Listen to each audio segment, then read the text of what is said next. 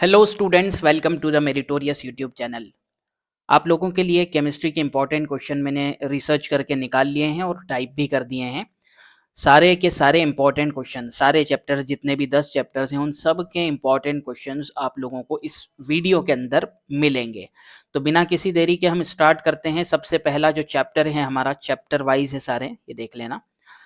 ये चैप्टर हमारा जो है सॉल्यूशंस हैं।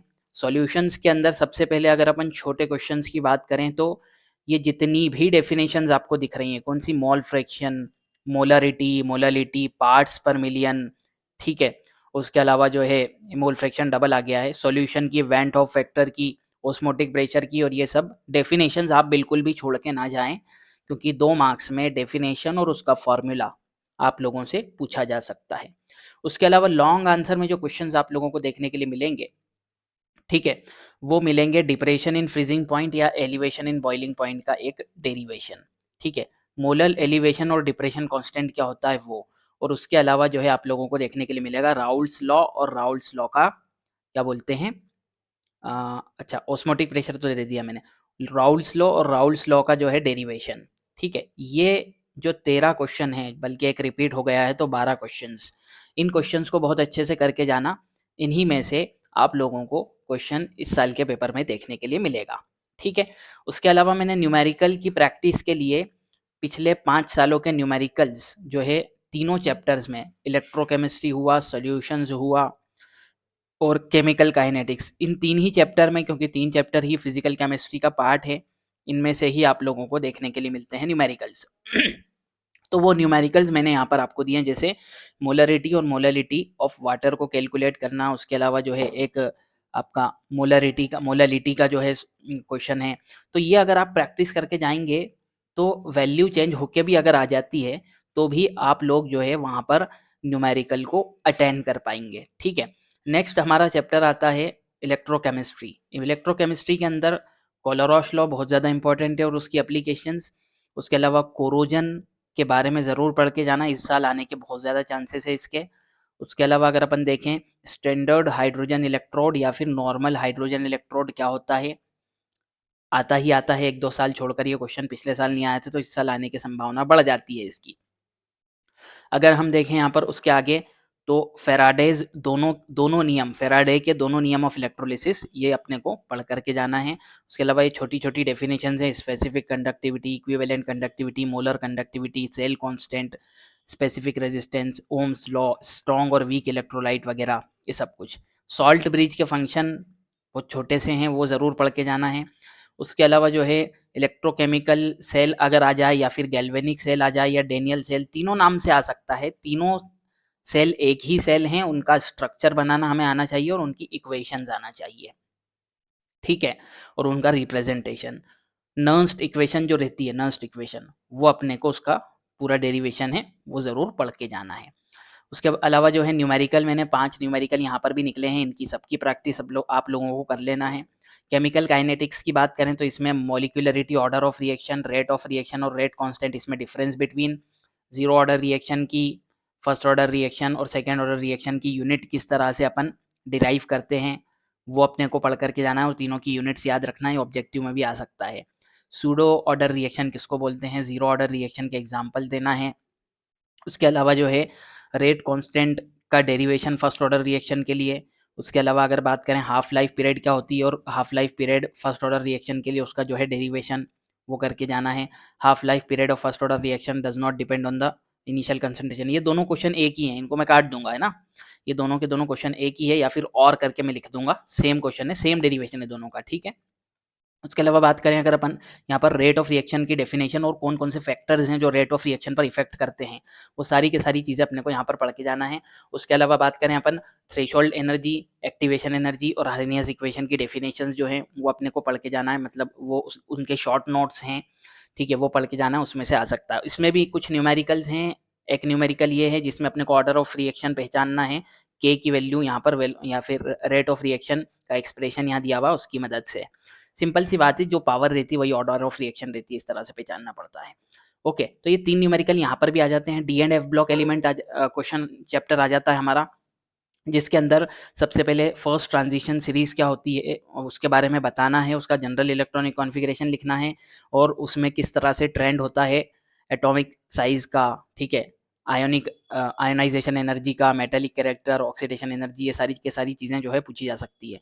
उसके अलावा जो है कुछ गिव रीज़न्स के क्वेश्चन है, जैसे KMnO4 का परमैंगनेट पोटेशियम परमैंगनेट की ऑक्सीडेटिव प्रॉपर्टी, ये एक रिएक्शन है, वो करीब-करीब हब 2-3 साल छोड़कर आई जाती है। तो ये ज़रूर करके जाना है अपने को। उसके अलावा अगर बात करें यहाँ पर लेंथेराइट कॉन्ट्रैक्शन, बहुत इंपॉर्टेंट क्वेश्चन है, इस बार आने के पूरे चांसेस हैं इसके, ठीक है? लेंथेनाइड एक्टिनाइड्स में डिफरेंस बिटवीन, ठीक है? Right the electronic configuration of Fe+2 और Fe+3 का इलेक्ट्रॉनिक कॉन्फ़िगरेशन लिखना और इसमें सबसे ज़्यादा पैरामैग्नेटिक कौन है, ये भी बताना है अपने को। General electronic configuration D block का आ सकता है, general electronic configuration F block का आ सकता है और कोई भी 4 प्रॉपर्टीज़ डी ब्लॉक की या एफ ब्लॉक की। डी ब्लॉक को अपन जो है ट्रांज़िशन एलिमेंट्स या एफ ब्लॉक को इनर ट्रांज़िशन एलिमेंट्स भी बोलते हैं। ये आप लोगों को पता होना चाहिए। डी और एफ ब्लॉक में डिफरेंस बिटवीन आ सकता है और कुछ जो है गिव रीजंस हैं यहाँ पर मैंने डाले हैं। सारे के सारे गिव रीजंस के जो आंसर हैं वो 2 से 3 या 4 लाइन के हैं। वो सारे के सारे आंसर्स आपको पढ़ कर के जाना है। मेन कॉज, मेन रूट उसका पकड़ लेना है। उसी के आधार पर अपने को आंसर्स एग्जाम के अंदर लिखने पड़ते हैं, थोड़ा सा बड़ा करके। ठीक है, तो ये 9 गिव रीजंस हैं, ज़रूर पढ़ के जाना। इसमें से कुछ ना कुछ गिव रीजन आपको 2 मार्क्स में या 3 मार्क्स में पूछा जा सकता है। ठीक है, नेक्स्ट बात करेंगे अपन यहाँ पर कोऑर्डिनेशन कंपाउंड चैप्टर की। कोऑर्डिनेशन कंपाउंड चैप्टर में ये कुछ क्वेश्चंस मैंने आप लोगों को दिए हैं। ठीक है, कोऑर्डिनेशन कंपाउंड्स में ये थ्योरेटिकल क्वेश्चन है जितने भी है, ऊपर के 7 क्वेश्चंस और ये 5वां क्वेश्चन जो है इसमें डेफिनेशन है, जैसे लिगेंड की, किलेट की, ठीक है, कोऑर्डिनेशन नंबर की, ऑक्सीडेशन नंबर की, कोऑर्डिनेशन कंपाउंड क्या होते हैं उन सब की डेफिनेशन। उसके अलावा जो है अगर मैं बात करूँ आप लोगों से तो ये जो है थ्योरेटिकल क्वेश्चन ही है, लेकिन इसमें जो न्यूमेरिकल ये जो नोमेनक्लेचर है, IUPAC नोमेनक्लेचर, ये 16 IUPAC नोमेनक्लेचर के क्वेश्चन मैंने आप लोगों को दिए हैं। ठीक है, ये 16 की प्रैक्टिस बहुत अच्छे से करके जाना। हालांकि आप अच्छे से रूल पढ़ के जाएंगे तो कोई भी IUPAC नोमेनक्लेचर आ जाए वहां पर आप आराम से कर देंगे, लेकिन ये 16 की प्रैक्टिस को तो करके ही जानी है। इन 16 में से आपको ज़रूर देखने के लिए मिलेगा, एक आध तो देखने के लिए मिल ही सकता है। 16 नहीं, सॉरी 15 है ये, और यहाँ पर गलती से जो है 2 से शुरुआत हो गई है, तो ये जो है 15 आप लोगों को करके ज़रूर जाना है। हेलो अल्किन हेलोरिन्स की बात करें अगर अपन, तो इसमें इंपॉर्टेंट क्वेश्चंस आते हैं। न्यूक्लियोफिलिक सब्स्टिट्यूशन रिएक्शन क्या होता है, SN1 और SN2 का मैकेनिज्म समझाना है। एलिमिनेशन या बीटा एलिमिनेशन रिएक्शन क्या होती है, सेडजेफ रूल समझाना है। व्हाट हैपन व्हेन में मैंने जो है करीब करीब आप लोगों को 14 व्हाट हैपन व्हेन दिए हैं कि अगर हम एन ब्यूटाइल क्लोराइड को रिएक्ट करें अल्कोहलिक KOH से तो क्या होगा। ठीक है, ब्रोमोबेंजीन अगर मैग्नीशियम से ड्राई ईथर के प्रेजेंस में जो है रिएक्ट करे तो क्या होगा। ये सारे के सारे व्हाट हैपन व्हेन की प्रैक्टिस अच्छे से कर लेना।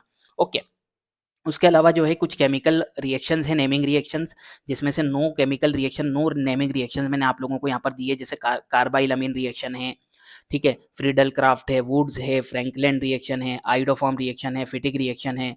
ठीक है, तो ये जितनी भी रिएक्शंस जो कि इस वाले चैप्टर के अंदर आती है, कौन सा, alcohol phenol ether, sorry, hello alkene hello arenes के अंदर, वो सारी की सारी नेम रिएक्शन यहाँ पर आगे और भी आएगी। अभी यहाँ पर 9 है, आगे और भी आएंगी नेम रिएक्शंस। ठीक है, अगले वाले चैप्टर में बताऊंगा मैं।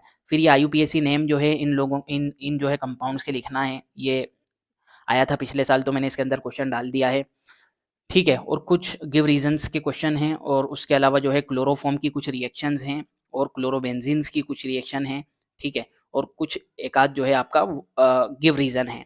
तो ये क्वेश्चंस की आप लोगों को हेलो अल्केन्स और हेलो अरीन्स के अंदर प्रैक्टिस कर लेनी है। इसी में से आप लोगों को पूरी संभावना है कि क्वेश्चंस देखने के लिए मिलेंगे। ठीक है, अल्डिहाइड कीटोन्स कार्बोक्सिलिक एसिड की बात करें अगर अपन, तो अल्डिहाइड कीटोन्स कार्बोक्सिलिक एसिड में सबसे पहले व्हाट हैपन व्हेन मैंने डाला है, तो व्हाट हैपन व्हेन में ये वाली चीज़ें आप देख लीजिए। उसके अलावा जो है कुछ नेम रिएक्शंस और हैं, नो नेम रिएक्शंस और हैं, जैसे इटार्ट रिएक्शन है, गेटरमैन कोच रिएक्शन है, अल्डोल कंडेंसेशन है, केनिजारो रिएक्शन है। ये सारी की सारी नेम रिएक्शंस, इसमें भी 9 अलग से नेम रिएक्शंस हैं, तो इन 9 की भी अच्छे से प्रैक्टिस करना। नेमिंग रिएक्शन बहुत आती है ना, पहले ही मैं आप लोगों को बता दूं। उसके अलावा जो है सिल्वर मिरर टेस्ट क्या होता है, ये अल्डिहाइड कीटोन में डिफरेंस बिटवीन, ठीक है, और जो है एसिटिक एसिड रिएक्ट करेगा, तो कुछ कुछ मतलब आप लोगों की गिव रीजन टाइप क्वेश्चन है। ओके, और ये IUPAC के क्वेश्चन हैं।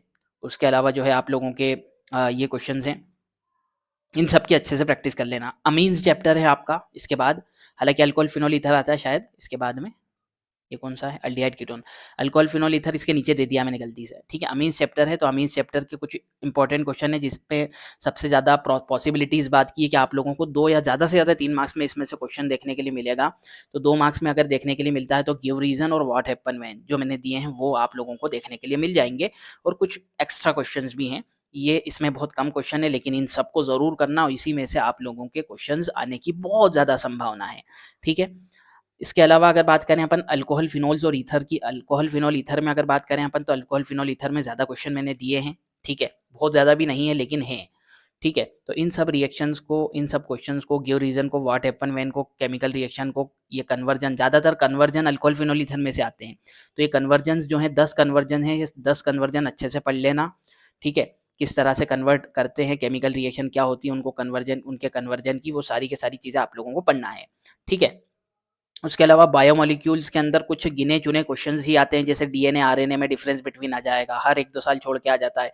पिछले साल भी आया था, उसके पिछले साल भी आया था, इस साल भी आ सकता है, 3 साल भी कंटिन्यू आता है क्वेश्चन, ठीक है। फाइब्रस प्रोटीन और ग्लोबुलर प्रोटीन के अंदर जो है डिफरेंस बिटवीन, उसके अलावा अगर बात करें यहाँ पर तो ज्विटर आयन क्या होता है, छोटी-छोटी डेफिनेशन है, कार्बोहाइड्रेट क्या होते हैं, ठीक है। उसके अलावा जो है पेप्टाइड बॉन्ड क्या होता है, डीएनए फिंगरप्रिंट क्या है, एंजाइम्स क्या है, और जो क्या बोलते हैं अपना डेफिशिएंसी डिसीजेस, जो vitamin A B C D E K, इन सब से जो है जो डेफिशिएंसी डिसीजेज होती है उसके ये विटामिन्स कहाँ से मिलते हैं, वो इनका केमिकल नेम, इनका सिंपल नेम, ये सारी के सारी चीज़ें, इनके फंक्शंस, ये सारी के सारी चीज़ें आप ज़रूर पढ़ के जाना। एक जो है एक टेबल होती है, ठीक है, वो टेबल है जिसके अंदर परीक्षा बोर्ड के अंदर वो दी हुई है टेबल, उस टेबल में जो है वो सारे के सारे विटामिन्स के सोर्सेस, ठीक है, कहाँ से पाए जाते हैं, उनके केमिकल नेम क्या है, ठीक है, उनकी डेफिशिएंसी डिसीजेस क्या है, उनके फंक्शंस क्या है, और जाहिर सी बात है सिंपल नेम क्या है, वो सब के सब दिए हुए हैं आप लोगों के को, है ना।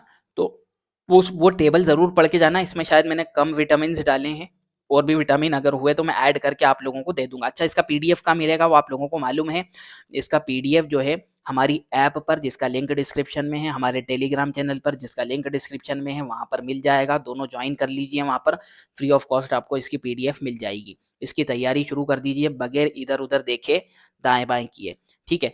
अगर ये क्वेश्चंस आपके अच्छे से हो जाएं, अगर उसके बाद अगर वक्त बचता है तो आगे का पढ़ना है ना। बच्चे बार बार आप जो है कमेंट बॉक्स के अंदर पूछते हैं कि इसमें से कितना आएगा, क्या इस पे पूरा डिपेंड हो जाए, अरे पहले ये तो करो, ये करने के बाद अगर टाइम बचता है तो और करना है, ठीक है। क्योंकि प्रिपरेशन अगर एग्जाम की है वो तो पूरी किताब है प्रिपरेशन, तो उसमें से कुछ भी दे सकता है बोर्ड, लेकिन जो ज्यादा संभावित क्वेश्चंस होते हैं वो क्वेश्चंस रिसर्च करके हम लोग निकालते हैं लास्ट प्रीवियस ईयर क्वेश्चंस को ध्यान में रखते हुए, ठीक है, और किस तरह का पैटर्न चेंज हो रहा है एग्जाम का, उन सब चीज़ों को ध्यान में रखते हुए हम ये क्वेश्चंस निकालते हैं, तो इनकी संभावना बहुत बढ़ जाती है आने की। लेकिन ज़रूरी थोड़ी कि एक भी क्वेश्चन इसमें से बाहर ना आए, कोई भी नहीं दे सकता ऐसा ऐसा जो है आप लोगों को इंपॉर्टेंट क्वेश्चन कि एक भी क्वेश्चन उसमें से बाहर ना आए, ठीक है। नए क्वेश्चंस बनेंगे, हर साल बनते हैं, इस साल भी बनेंगे, लेकिन सबसे पहले इनको प्रिपेयर कर लीजिए, ठीक है। परसेंटेज वाइज भी मैं नहीं बता सकता कि कितने परसेंट आएंगे, लेकिन हर साल जब हम क्वेश्चंस देते हैं तो करीब करीब 80% के आसपास तक हमारा आंकड़ा टच करता है, हमारे इंपॉर्टेंट क्वेश्चंस जो हैं आते हैं, ठीक है। तो इनको सबसे पहले कर लीजिए, उसके बाद अगर वक्त बचता है तो और जो है कंसेप्ट पढ़ लेना, ठीक है। तो ये जो क्वेश्चंस हैं इनको कर लीजिए, और कोई भी डाउट हो अपना कमेंट में ज़रूर बताइए, ठीक है। उनको जो है मतलब वहीं पर कमेंट में पूरी करने की अपन कोशिश करेंगे। उसके अलावा जो है ऐप पर भी हमारा चैट सेक्शन है, उस चैट सेक्शन में आप जो है आप डायरेक्ट डाउट पूछ सकते हैं हमारे से। उसके अलावा अगर बात करें तो चैनल ज़रूर सब्सक्राइब कर लीजिए, क्योंकि बहुत सारे बच्चे जो है वीडियो देखते हैं चैनल को सब्सक्राइब नहीं करते हैं। अगर आप सब्सक्राइब नहीं करेंगे तो जो हम स्ट्रेटेजिक वीडियोस, उसके अलावा जो है एग्ज़ाम कैसे अटेंड करना है, बच्चे कॉपी में कैसे लिखते हैं, किस तरह से ज़्यादा मार्क्स लाएं, वो सारी चीज़ों से आप मिस हो जाएंगे। तो इसलिए सब्सक्राइब ज़रूर कर लीजिए, ताकि जब भी आपको नया वीडियो यहाँ पर आए आपको सबसे पहले उसका नोटिफिकेशन मिले, और आप जो है इन इन जो है इम्पॉर्टेंट चीज़ों से, इम्पॉर्टेंट क्वेश्चन से, इम्पॉर्टेंट अनाउंसमेंट से, स्ट्रेटेजिक वीडियोज़ से वंचित ना रह जाएं। Thanks for watching for this video, मिलते हैं आपसे नेक्स्ट वीडियो में।